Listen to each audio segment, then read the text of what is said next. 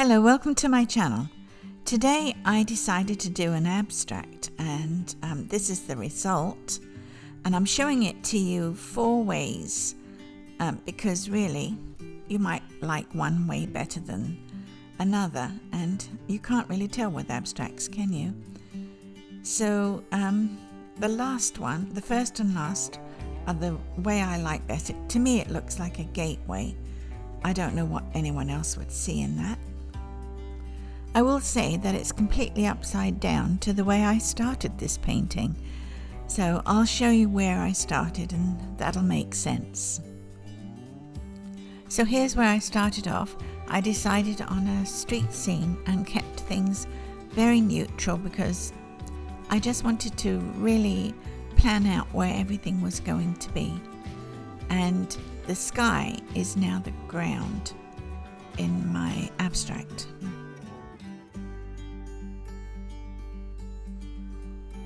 So I'm using an 11 by 14 canvas and acrylic paints, and I won't show you too much of this part of the painting, just to explain that when I do an abstract, I like to be able to feel that I can climb in to the painting and wander around. I need a feeling of space and dimension. I need horizon lines. I need perspective. I need to feel there's somewhere to go. I know not everybody paints abstracts like that. It's just my way of painting it. And I feel I managed to achieve that in most of the abstracts that I paint. So, as I said, I'm using acrylic paints, and I use some quite cheap paints as I go along toward the end of my painting. I start off with good quality, good pigment acrylics, and then as I go further I need other colors that I can't be bothered to mix, to be honest, and I had some 50-cent paints from Walmart and I thought I'll use a few of those, and I feel it worked out quite well. I started off by using an acrylic marker and drawing in a few things like horizon lines. I sort of thought it would be a street, and I drew in those lines too. At this point, the painting feels like it has a sense of space, of dimension, and it looks like an ordinary city street, I think, just about anywhere you go. And it looked very ordinary and unexciting to me. And so I began to think about changing the colors from that city grey that you get. All those buildings are built of granite and sandstone and things I don't know about. And I decided to try using some warm and cool colors and dividing the street up into a shady side with cool colors and a warm side, a sunny side, and that's what I did. So I lost a chunk of my painting video, but basically what I did was slash on colors, cool colors on one side of the street, purples, greens and blues, and warmer colors, yellows, reds, and a sort of yellow green on the other side of the street, on the sunny side of the street. And then I stood back and took a look at it and decided that it still didn't look right. So I got out the masking tape. This is something I do with my paintings, with my abstracts. I tape off all the bits that I like and leave those and paint over the bits that are left, and that works for me, and it produces a little bit of something new in the painting, something else for me to evaluate, see if I like it or not, or if it needs to be painted over or taped to be kept.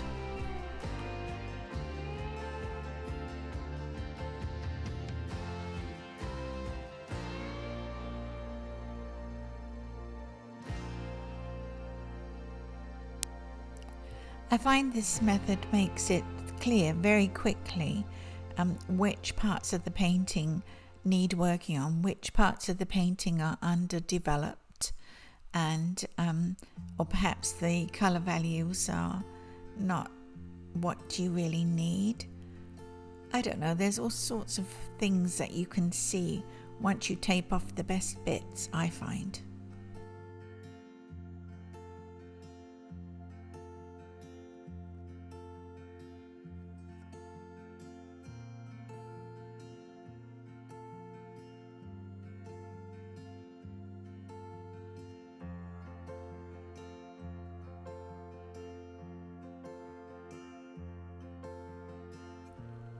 And there I finished my taping, and you can see one or two areas that are underdeveloped and need a little more work.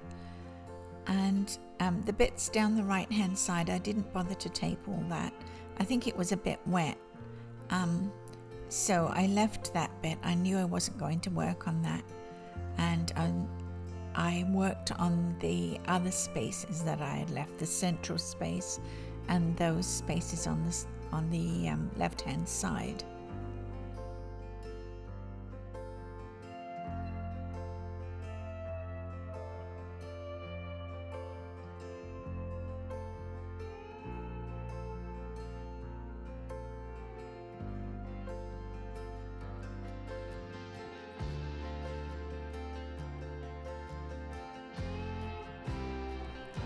Here's where I get the 50-cent paints out, and you can see as I put them on that they are mostly suspension fluid and very little pigment in there. I'm not sure of the quality of the pigment either, but you can see it's almost transparent. There's hardly any pigment in there at all, and you'd have to put on several coats to get a rich color.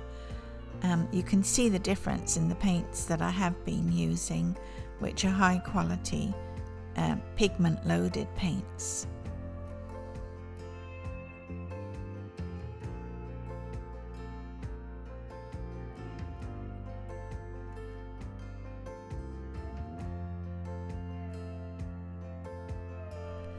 The color does build the more layers you put on.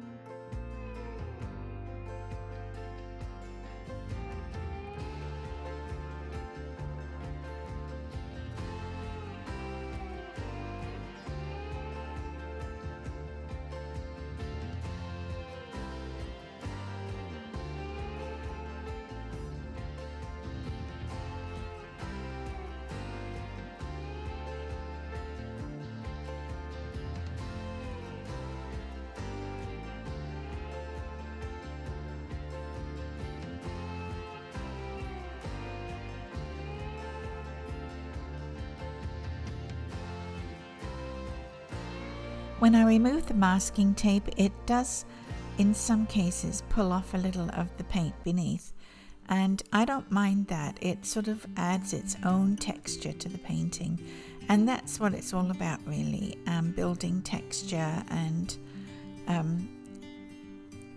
just making the painting more interesting.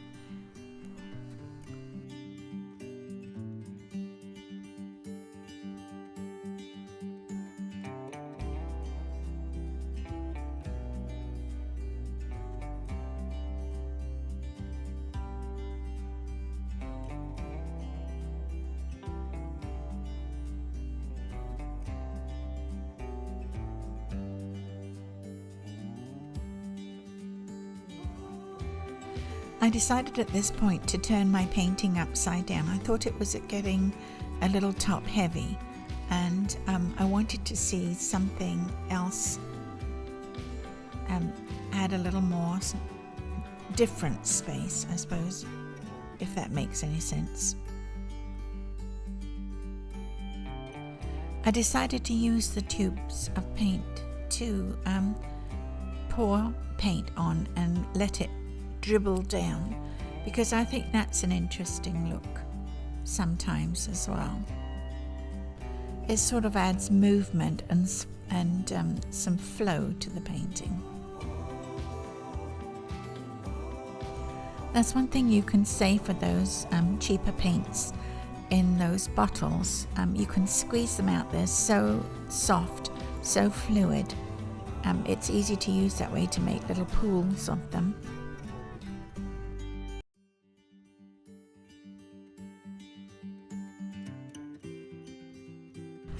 I turned it upside down to let the paint flow in the opposite direction.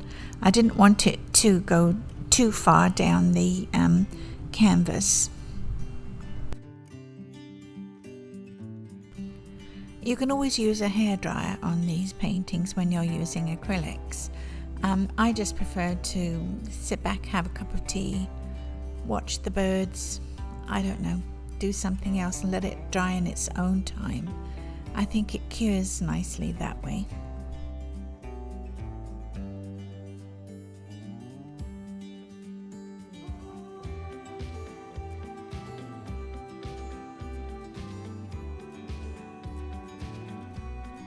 Well, I added some drips in the opposite direction,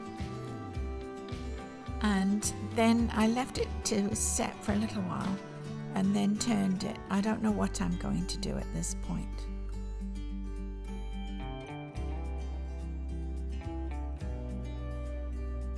I decided to use a half-inch sponge and pull in some of that wet paint to give that sort of feathery look.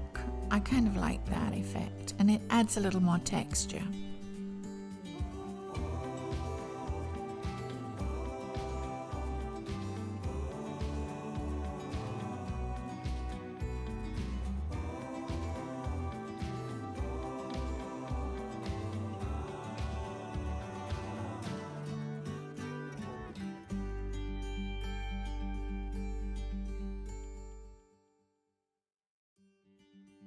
I like to use paint pens on acrylics too. That adds a little something different, and they come in so many great colors, so that's always a bit exciting if they don't dry up on you. I think I might be not taking good enough care of mine, because quite a few of them have dried up already, and I've only had them a couple of weeks.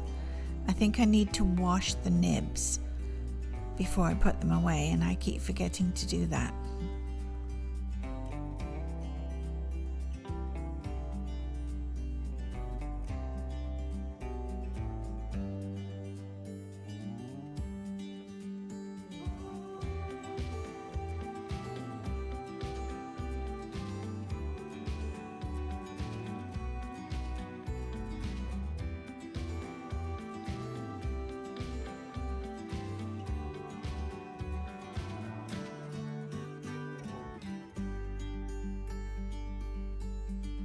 The paint pen I was using, which was a mid-tone purple, didn't really seem to do very much, so I use a different type of marker. I can't think what it is, but I don't think it's acrylic, and I'll have to be very careful what I do with this painting. Once it's thoroughly dry, it shouldn't wash off or anything. Not that I wash my paintings, but a darker one adds more contrast, and I like the effect I'm getting with that.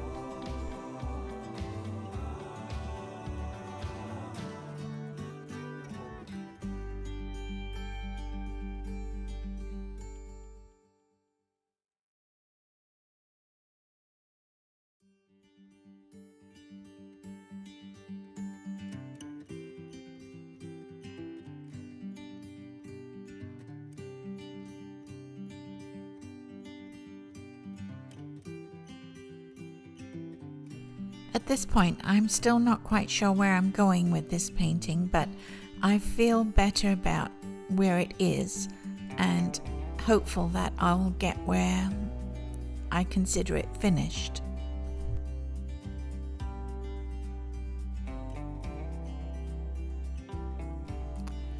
I like the structure, it makes me feel comfortable.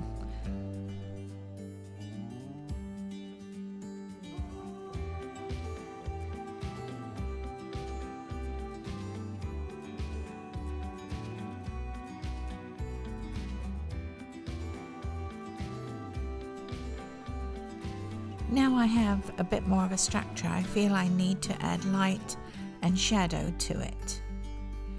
I've done the light and now I'm adding a dark line. I can't remember what I used. I think it was French ultramarine blue, very likely, or raw umber, and adding shadow, adding a shadow side.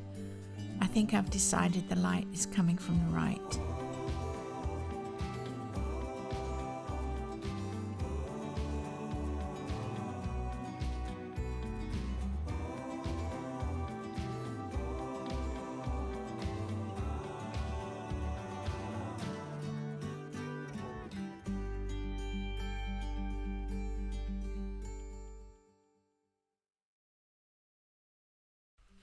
Well, I think I've achieved a feeling of being able to walk in through a space, and something exciting might be beyond that doorway. I don't know. I like a sense of adventure, and I feel that's what this painting gives me. So I feel I'm happy with it so far. Well, I've added a few more lines and I feel that it's become even more of a gateway, of somewhere to explore, and that's what I ask of my abstracts. It may not be what everybody wants, but it's what I like to see. So I hope you enjoyed the video. Please give me a thumbs up and hit the subscribe button to see more of my videos, and thank you very much for watching. I'll see you next time.